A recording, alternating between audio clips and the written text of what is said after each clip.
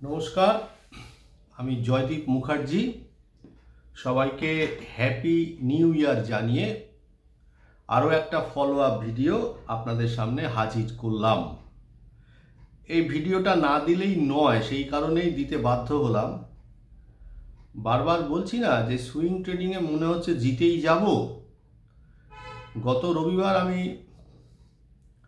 ওই ল্যারুজ ল্যাব বা লরাস ল্যাব যেরকমভাবে উচ্চারণ করে, তো আমি সেটা কিনেছিলাম ওই 586 টাকা 50 পয়সা 40 পয়সা এই সমস্ত জায়গায়। 570 টাকা আমার টার্গেট ছিল।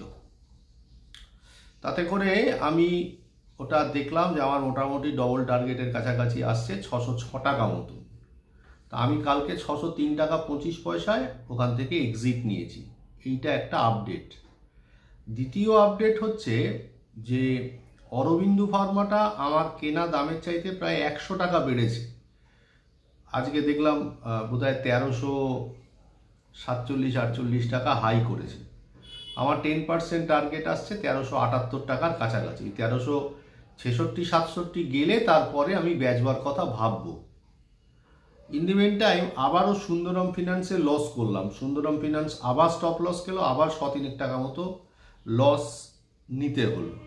এই যে লসগুলো নিচ্ছি, লসগুলো নিতে গিয়ে ট্রেডিং স্টাইলে কোনো ভুল নেই, মানসিকতায় কি পরিবর্তন আনতে হবে সেইটাকে আস্তে আস্তে বোঝবার চেষ্টা করছি এবং অনেক ক্ষেত্রে বুঝতেও পারছি। যেমন এতদিন পর্যন্ত কি করতাম, প্রিভিয়াস যে লস ছিল সেই প্রিভিয়াস লসটাকে নিয়ে 10% নিয়ে নেবার চেষ্টা করতাম। এভাবে হবে না। প্রতিটা ট্রেডে আলাদা আলাদা ট্রেড, প্রত্যেকটা ট্রেডেই আমাকে 10% প্রফিট নেওয়ার কথাই ভাবতে হবে।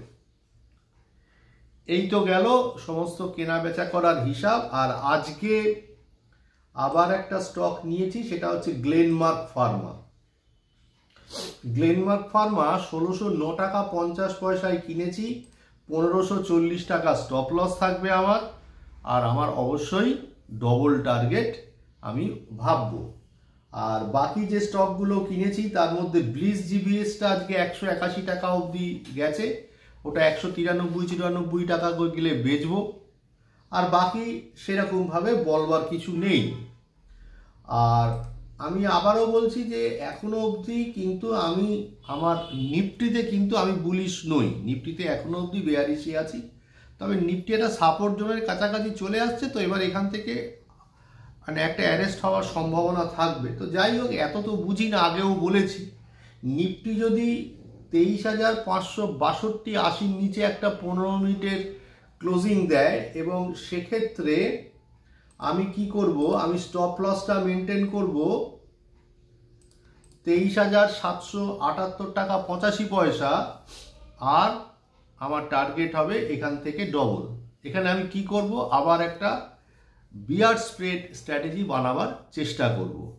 এই হচ্ছে মোটামুটি আজকের আপডেট। আবারও সবাইকে হ্যাপি নিউ ইয়ার। সবাইকে 2025 সালের খুব ভালো কাটুক এই কামনা করি।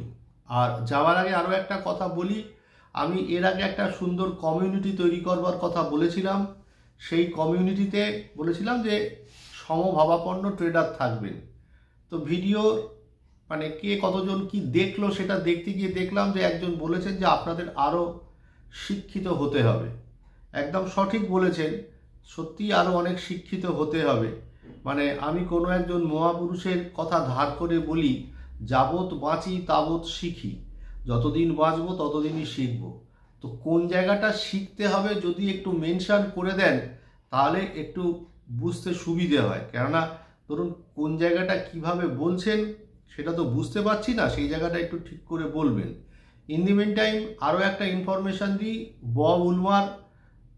বব উলমারও কিছু ক্লায়েন্ট বেস কাজ করেন। উনি ওনার পাশে বসিয়ে ট্রেড করান। যেমন বাচ্চা ছেলে মেয়েদেরকে আমরা ছোটোবেলায় পড়াশোনা শিখাই, তেমনিভাবে উনিও মানে পাশে বসিয়ে ট্রেডারদের নিয়ে ট্রেড করেন।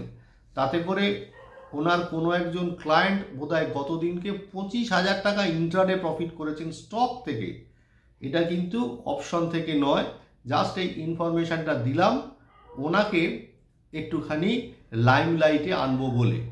আবারও সবাইকে ধন্যবাদ, সবাই ভালো থাকবেন।